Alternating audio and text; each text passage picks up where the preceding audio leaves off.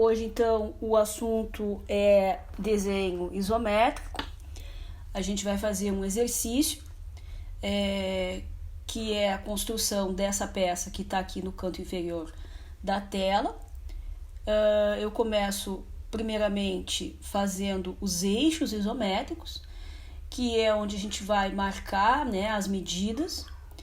Quem for trabalhar com esquadros livres, né, sem régua paralela, que eu aqui estou trabalhando com a régua paralela, convém fazer uma linha horizontal para fixar ali o esquadro, né, o segundo esquadro, que servirá de base para movimentação ali, tá? Todas as linhas, então, elas estarão em relação a essa linha horizontal a 30 graus, né? O eixo isométrico, na verdade, ele forma 120 graus entre eles, né? Entre os três eixos de largura, profundidade e altura. E para facilitar a construção, a gente usa como referência o esquadro de 30 graus, tá?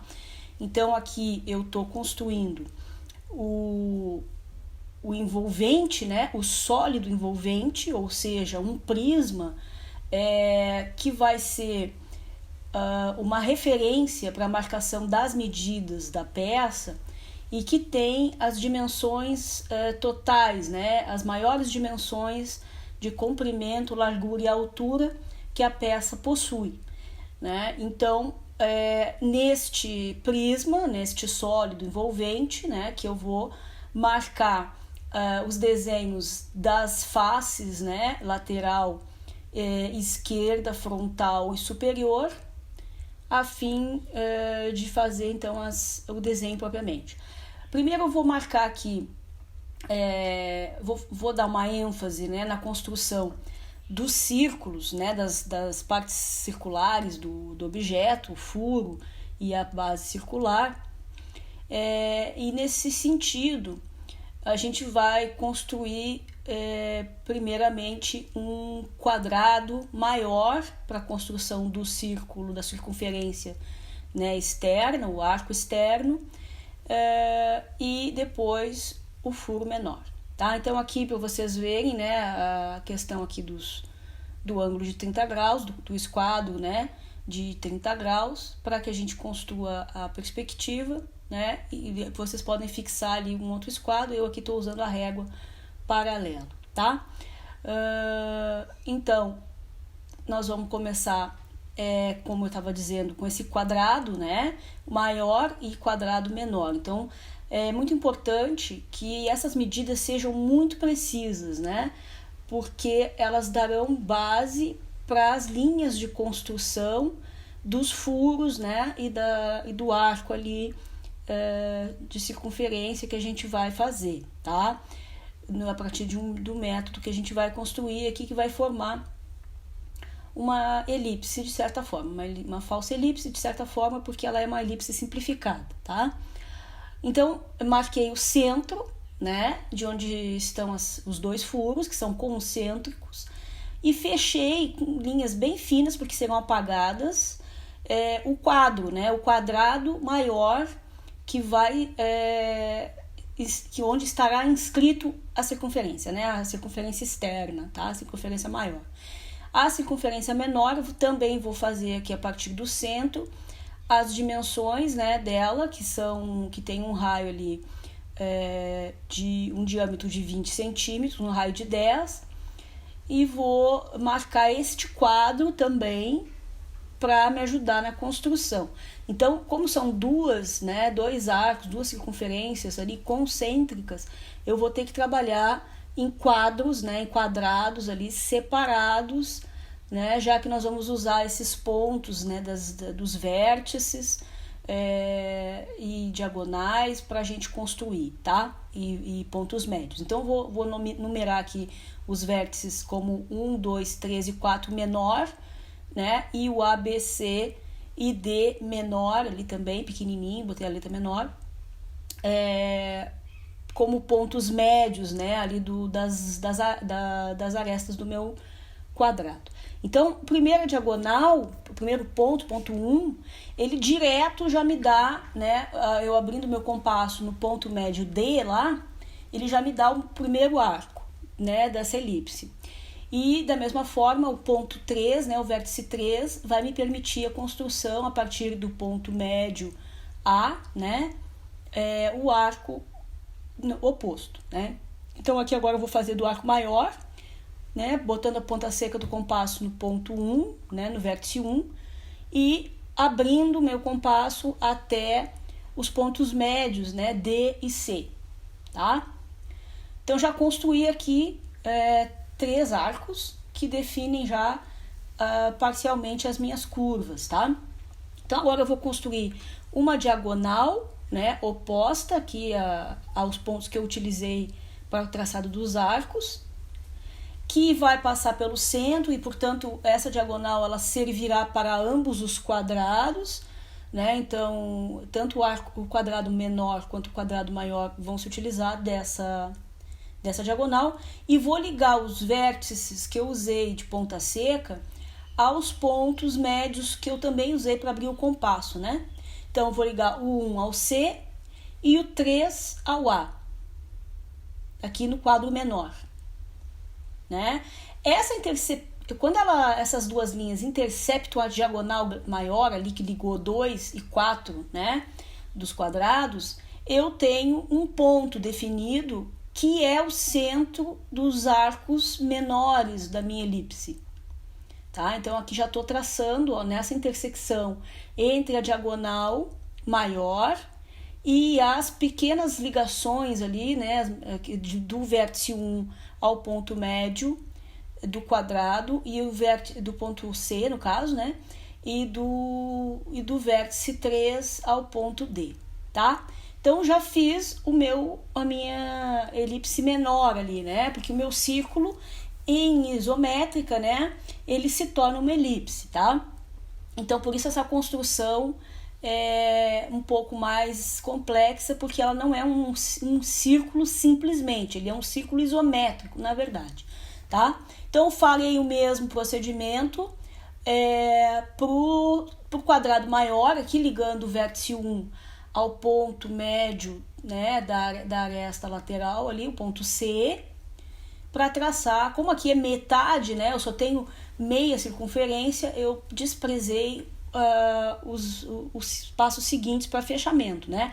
Eu fiz apenas a parte referente ao lado direito da peça. Então aqui eu vou traçar com cores, tá? Para a gente rever, né, esse processo para ficar mais claro. Então aqui em vermelho o quadro maior, tá? O quadro isométrico, que deu a base para eu traçar a circunferência, né, elíptica, né, a circunferência isométrica. Então, o quadro menor eu vou fazer em azul, que tem relação então com o furo central, tá? Isso eu tô reforçando aqui as linhas com cores para a gente deixar mais didático. Depois eu vou trazer de novo o desenho e apagar, né, essa parte de linhas coloridas para vocês verem o resultado final. Então, esse é o quadro menor em azul, né? Os pontos médios dos dois quadros. Então, vou numerar aqui a partir, né, do 1. A diagonal, que é comum, né, aos dois. A diagonal do quadro maior, ela coincide com a diagonal do quadrado menor. Então, aqui numerando. Essa numeração é didática, tá? Vocês não precisam inserir, se vocês não quiserem, isso no desenho, até porque depois no final a gente tem que apagar, tá?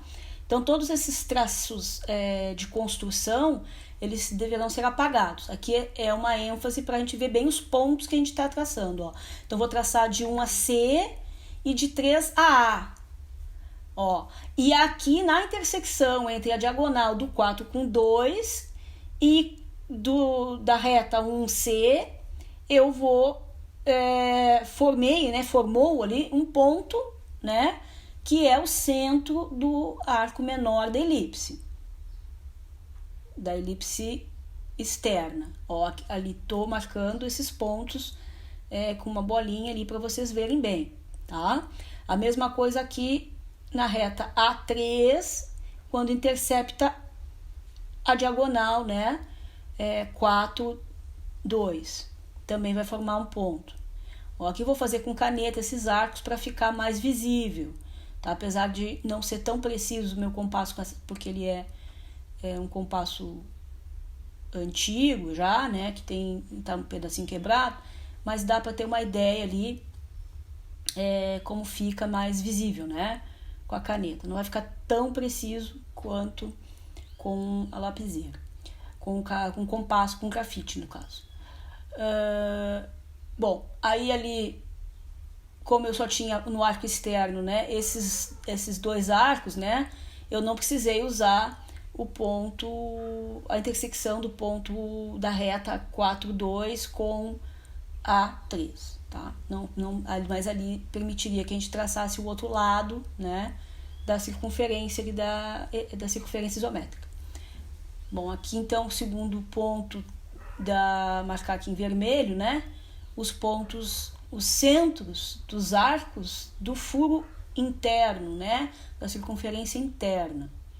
Ó, ali em vermelho evidenciei bem os pontos para vocês verem quais são, né? As intersecções ali, tá? Então ligando o vértice 1 do quadro menor com o ponto médio C também no quadro menor. A intersecção com a diagonal 4, 2 me dá o centro dos arcos menores que eu preciso fazer. Os arcos maiores é direto na diagonal, no vértice 1 eu faço o arco maior superior e no vértice 3 eu faço o arco maior inferior, né? Como eu disse para vocês, esse menor aqui não vai ficar tão preciso, vai ficar meio borrado porque tá meio frouxo aqui o meu compasso, tá? Ó, então percebam toda a construção, né, para que vocês não se percam aí, tá? Então a diagonal ela é oposta ao vértice que eu estou usando, a diagonal de construção ela é oposta ao vértice que eu estou usando como centro do arco elíptico maior, tá? Então voltando aqui para o desenho a grafite, né? Vou concluir aqui o restante da peça agora, tá? Então a gente também tem uma rampa para fazer aqui no nosso sólido, né? No nosso desenho isométrico. Lembrando que desenho isométrico se diferencia de projeção isométrica porque a gente simplifica as medidas e aplica diretamente, né? Na escala que a gente está utilizando, sem uma redução, né? Sem o percentual de redução que gira em torno de 80% da peça quando a gente faz uma projeção isométrica verdadeira, né? A gente faz com 4/5 do tamanho as dimensões reais, né, da peça, tá? Mesmo que esteja em escala. Então aqui, se eu estiver trabalhando na escala 1:1, por exemplo, se eu tiver 10 centímetros, eu vou acabar desenhando 80, né? Milímetros, no caso. Se eu tiver 10 centímetros, eu vou acabar usando 8 centímetros, ou 80 milímetros. Então, aqui estou marcando na face lateral esquerda as medidas, né, da minha peça, referente ali às paredes que existem, né, no sólido, e que vai dar origem também ao plano de rampa, né? Então aqui eu marquei o final da rampa. A questão do plano de rampa também é importante destacar que vocês não conseguem utilizar ângulos, né? Conforme as vistas ortográficas mostrarem para vocês. Mas sim, vocês precisam identificar as coordenadas de início e fim, que é o que eu estou marcando aqui, ó. Onde começa e onde termina o plano, tá? E aí sim traçar, ligar, fazer uma reta ligando esses pontos de início e fim, que são na verdade coordenadas, tá? Então fiquem atentos para essa questão também. Então precisa saber qual o início e qual o fim, qual o ponto de início e de fim do plano de rampa, para que a gente possa traçar esse plano, tá bem? Então aqui terminando as linhas paralelas aqui, né? que formam a parede. A outra questão é o reforço das linhas. Então, quando a gente tem uma aresta que faz parte de um plano que está escondido, a gente faz com linha mais grossa, né? Quando a aresta faz parte de dois planos que estão visíveis, estão sendo mostrados, a gente faz mais fina, tá? Então, essa é a dica para a construção da peça. Era isso. Valeu!